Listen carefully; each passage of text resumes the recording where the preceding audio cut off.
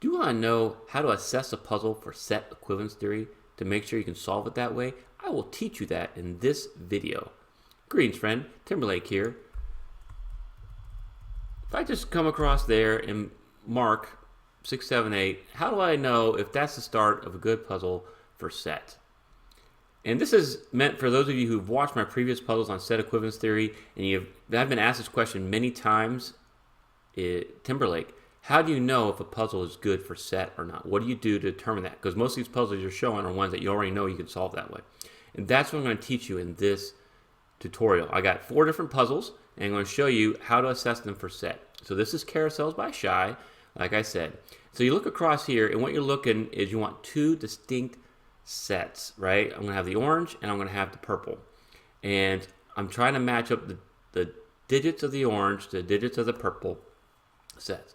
So if I look right here, 6, 7, 8, I want similar candidates, right? 6, 7, 8. I want another row here that's got 6, 7s, and 8s, or something else that's similar to that. So that row 5 looks like it's got a 7, 8. That's kind of nice. And then look here, which other row would have similar candidates, right? 3, 1, 4, no, 9, yeah, no, 2, 3, 7, 8, 9. Okay, it carries a 9, but it should still be similar enough because it's got the 7 and the 8. So now you can see I have 3 rows, and I have the candidates 6, 7, 8, and 9. So 4 candidates. Your goal is you're looking for 3 to 5 of the candidates. So 6, 7, 8, 9. There's 4 different distinct candidates. Great. Now let's look at the columns. Right? You want to make a set going a different direction for the purple. And what digits are standing out to you? Hopefully you're seeing a lots of 1s, 2s, 3s, and 4s. Right? So let's go down here. You can see 1, 2, 3 here, which is different than our 6, 7, 8, 9, so that's good. Here. And I want to stop at this point and kind of clue you in on different ways. Again, our goal is to capture 2 distinct sets. One that has like 3 to 5 similar candidates. The other contains 3 to 5 complementary candidates. So this is 6, 7, 8s, and 9s in the orange, 1, 2s, 3s, and 4s in the purple. Got it? And now what we're trying to do is match the number of knowns in one set to the number of unknowns in the other set. So if I went right here, anything that overlaps, it's going to be the same digit, whether the same digit in orange and purple. So we can get rid of those. Any of the numbers that were the same, like if we had a 1 in the orange, we could cancel it out with this 1 right here in purple. We don't have that here. But now I want to count. How many known oranges do we have? 1, 2, 3, 4, 5, 6, 7, 8. How many unknown purples do we have? 1, 2, 3, 4, 5. Okay, so it doesn't match up yet. And we'd still have to take out 1 extra set of the orange because we have 3 sets of the orange and only 2 sets of the digits 1 to 9 in the purple. And so it's not a matching amount, right? If you took out 1 whole set of the 6, 7, 8, 9, now you only have 4 to go in the 5 spots. That's not ideal. So what we want to do is go, well, can we add another set in the purple that kind of help match out the unknowns and the knowns? And sure enough, you see right here, hopefully you see column 8 is 2, 3, 4, which kind of matches our other purples. So let's put that in there. Let's take out the overlapping ones, right, that cancel each other out. And now let's count the knowns. 1, 2, 3, 4, 5, 6, 7, 8 in the orange. How many unknowns in the purple? 1, 2, 3, 4, 5, 6, 7, 8. Awesome. So we found 2 distinct sets. Shapes, we did rows and columns, which is pretty common. We matched the knowns to the unknowns, and now it looks like this puzzle would be good for set. Let's go the other way. How many purples do we have? 1, 2, 3, 4, 5, 6, 7, 8, 9, 10. How many unknowns in the orange? 1, 2, 3, 4, 5, 6, 7, 8, 9, 10. So they perfectly match. We're going to be able to take all these known oranges and put it into unknowns in the purple, and all the purple knowns and put them in the unknowns of the orange. So this is a great puzzle for set. I will tell you, Shye did not design this puzzle this way. And in fact, this is kind of a bypass to the intended logic, which includes almost locked sets. but she allowed me to put it on here because I want to show us an example. So this puzzle is a good puzzle to solve with set. And if you filled in the digits and started solving, you would be able to get through and crack this puzzle pretty quickly.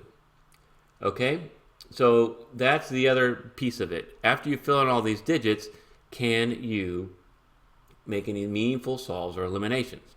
So I put in all the digits. The 6, 7, 8s, 9s go into the purple unknowns, and the 1s, 2s, 3s, and 4s go into the orange unknowns.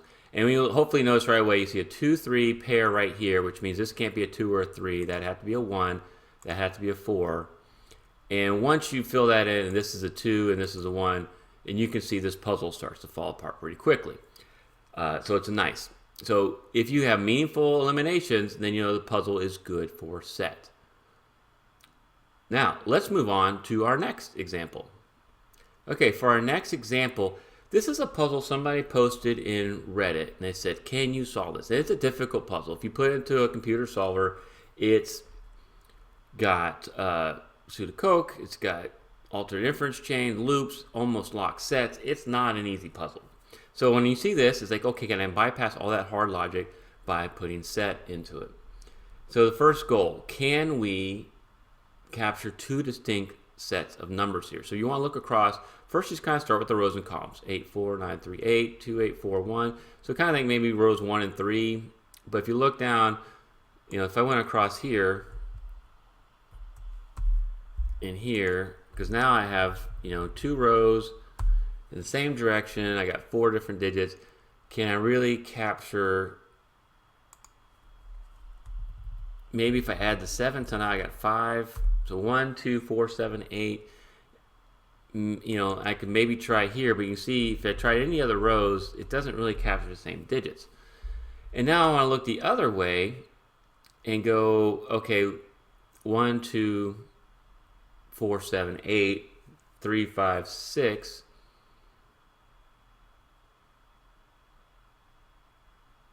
Three, 5, 6, 9. Can I have any meaningful? I was going the other way, and if you look, you'll see. Well, if I capture and try to get the 6 and the 8, well, I'm taking out one of the 4s to do it. And right here, if I did the 5 and the 9, it takes out the 1 and the 8, and then this has a 9, so that might be worth grabbing here. And what you're probably seeing, it's just kind of awkward. If we go right here, we're actually going to capture a 2 in there. But let's look at the knowns and unknowns of this. And you can what I do is I'd look at this and then kind of play around and see how many knowns and unknowns I have to kind of see if I need to use 3 rows and columns or 4 rows and columns. So let's look right here. First of all, what I'm going to do is cancel out anything that appears in both sets. So like this 2 and this 2 appear in both sets. We already know that this orange 2 is right here and this purple 2 basically. Any others for the 8s, see the 8s and the 8s, all right? And then 5,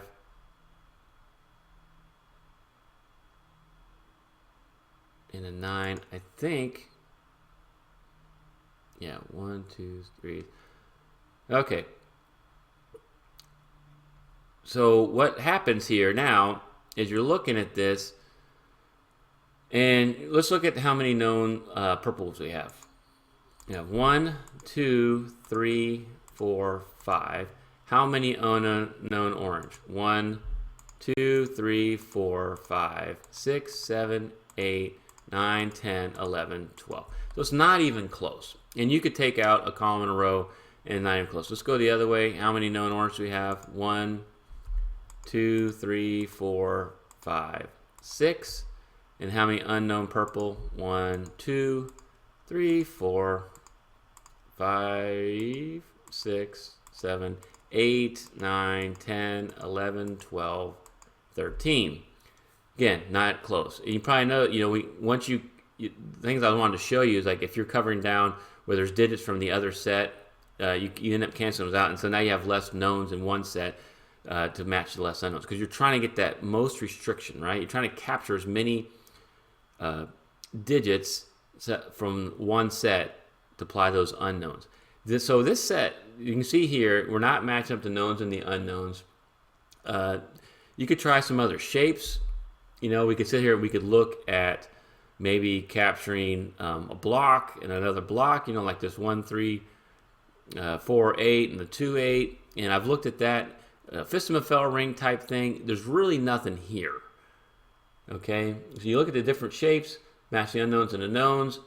So this puzzle is just not good for set. You're going to have to find a different way or try to get through that hard logic that the computer solver found. So I want to show you an example that not every puzzle I show on here is good for set. This one is not. All right, let's move on to our third example. Okay, for our third example, this puzzle is called Xiphias 2 by Bondye. I solved the puzzle Xiphias in a collab video I did with Unshackling Sudoku. I'll put a link to it right here. But this one's a little bit different. It has a couple of different candidates. So let's look and see if we can solve this puzzle using set. This is interesting where Bondye did some of these puzzles. You could solve it without set, and it's about the same difficulty as solving it with set. But set lets you bypass some of the early deductions that you would make. And so that's why I love these puzzles. So let's analyze this. All right? Let's try to capture two distinct sets. So if you look across rows and columns, 2, 6, 8, 4, 6, 2, 4, 8, we could do the rows and then maybe come down the columns. But the other way to look at this, which is kind of cool, is similar to the fistula ring. Let's look on the outskirts here. The evens and the odds. We can do this and this, and you'll notice if I just wanted to capture all the evens, 2, 4, 6, 8, I could go on the outskirts, and the only one I'm not capturing is this 2 right here in the middle, but it would cancel out with the 7, so not a big deal. And then you probably notice that we've captured 8 cells, 8 candidates, right? 2, 4, 6, and 8, and there's 8 of them. If you look in here, these little blocks, 1, 3, 7, 5, 3, 1, 5, 7, well, there's 8 of those too. So similar fistula ring, instead of using just rows and columns, we can use blocks for one set and rows and columns for the other set. And that's okay. The thing to keep in mind is when you have a row and a column, so like we did with the orange, and I've showed this in these videos, you're going to cancel out like the row, column. These are contained both in the row and the column. This purple cancels out one of those, either the row or the column, right? Because that's the same digit in this row or in this column. But not so we can add back in the count for the other row.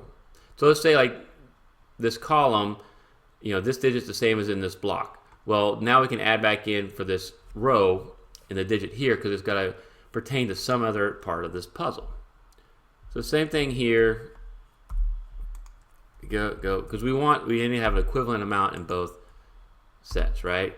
We take out one purple and add back in one orange. And again, the purple and the orange, one cancel each other out. We add back in the other orange, and the same thing here.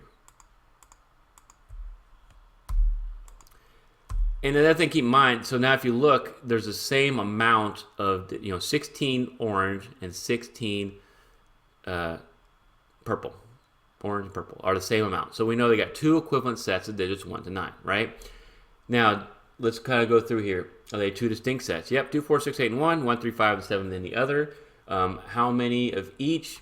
You have 8 knowns in the orange, and you got 1, 2, 3, 4, 5, 6, 7, 8 unknown in the purple. So that part's all looking good.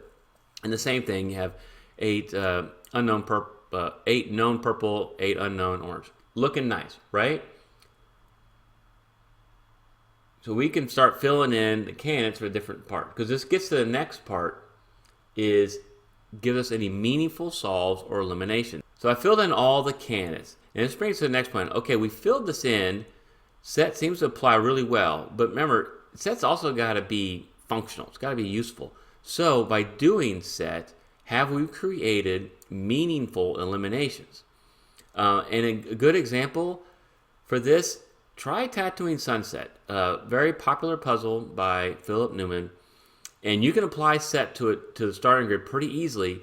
But I have yet to find really any meaningful eliminations that are done from that. I still have to go and do the grindy swordfish and the hidden pairs, and it doesn't make the solve that much easier. It can be applied, but it doesn't make it easier. We want to apply set to make meaningful solve. And if you look at this puzzle initially, like, well, there's not really any meaningful solves here. I can look through and I'm going to end up adding quite a bit of candidates. What's the deal? Well, you have to kind of take it to the next level with set for this particular puzzle. And the next level is, we know how many of each of these knowns are in the unknown. So we know that a 5, since this is a 3-5 pair, has to be one of these spots here. And this is a 5-7 pair, the other 5 has to be right there because there's only 2 5s in the purple. So what that means is you can eliminate these other 5s. They can't be in those spots because there's going to be a 5 here, here, and the other one's going to be there and there. That's useful. You really can't do anything with the 2, 4, 6s, and 8s just yet.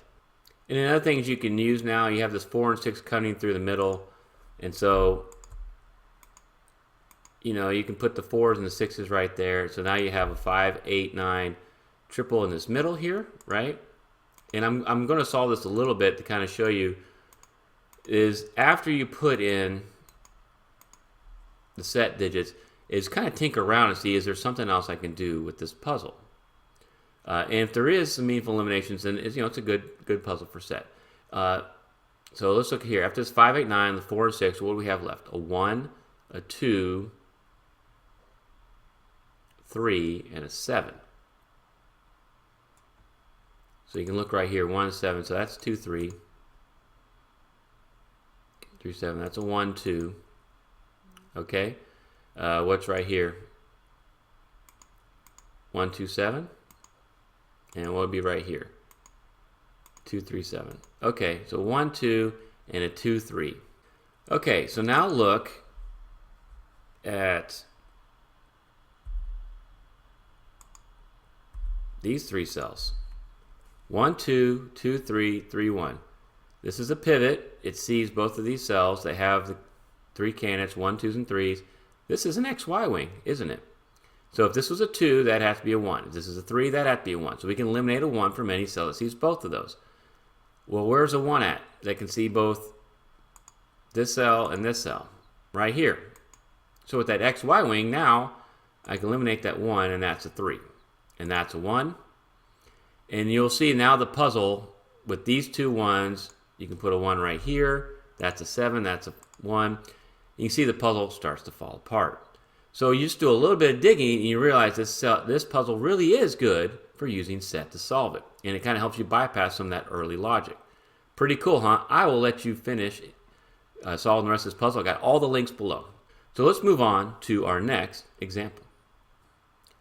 Okay, for our last example, this puzzle is called Maze by Arto Inkala.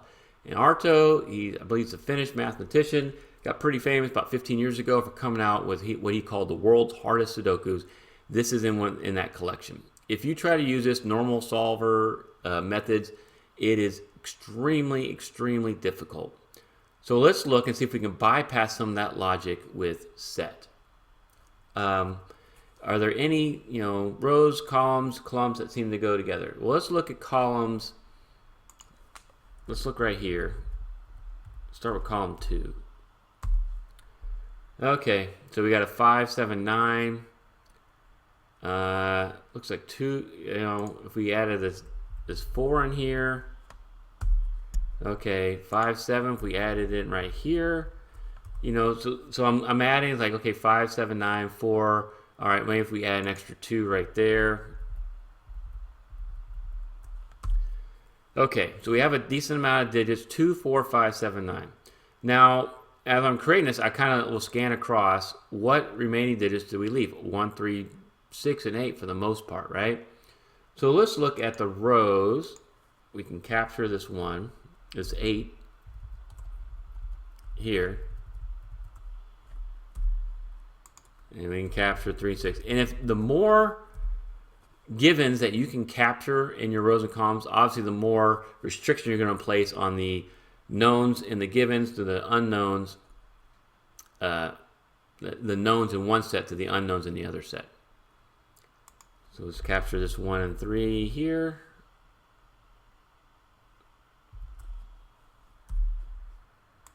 And we'll just capture the other two, right? Okay, so we've pretty much captured all the knowns givens in here. And now let's do our thing and get rid of all the overlaps. We don't want any overlaps, because basically whatever is in the orange and purple overlapping, it's the same digit. All right, now we gotta look, are there things that we captured in the orange and purple that are the same? Yep, these 5 are the same. 1, 3, 6, 8, and that's it. Okay, so how many knowns do we have in the purple? 1, 2, 3, 4, 5, 6, 7, 8, 9, 10. Okay. And how many unknowns in the orange? 1, 2, 3, 4, 5, 6. You're like, okay, 10 and 6, that doesn't match up. But remember, we have 5 sets of the digits 1 to 9 in the purple, and only 4 columns of the digits 1 to 9 in the orange. So we have to subtract a full set of this 1, 3, 6, and 8, because we added that additional 5th set of the digits 1 to 9. So if you take out the 1, 3, 6, and 8, 1, 2, 3, 4, 5, 6, 7, 8, 9, 10. Take out 4 digits, you have 6 remaining. And so now how many do we have here? 1, 2, 3, 4, 5, and 6, right? Okay, so you can do that, 1, 3, 6, and 8. All right, so it looks like set, it can be applied in that context. 5, 6, 7, 8, 9, 10, 11, 12. Okay, 1, 2, 3, 4. So let's count. How many oranges do we have? 1, 2, 3, 4, 5, 6, 7, 8, 9. Okay, so 9. And remember, we have to add another set because we only have 4 of these orange and 5 of the purple of the digits 2, 4, 5, 7, 9. So if we add another set, that 9 now becomes 14. Well, how many unknown purple do we have? 1, 2, 3, 4, 5, 6, 7, 8, 9, 10, 11, 12, 13, 14. Got it. Okay, so it matches up. So we can do it 2, 4, 5, 7, 9. And we can eliminate everything in red because those are already captured. I have to give credit to Shye. Shye, in her video about set, talks about this particular puzzle, and she just kind of goes over it.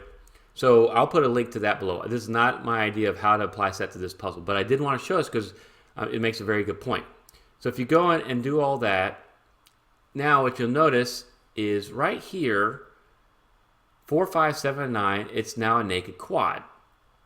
And because of this 2 right here. So 4, 5, 7 is a naked quad. So now we can restrict what is in the remaining of block 3. And we can find a break-in to this puzzle.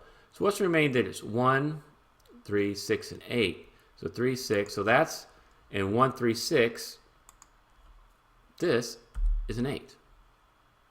And now 3, 6, 8, that's a 1.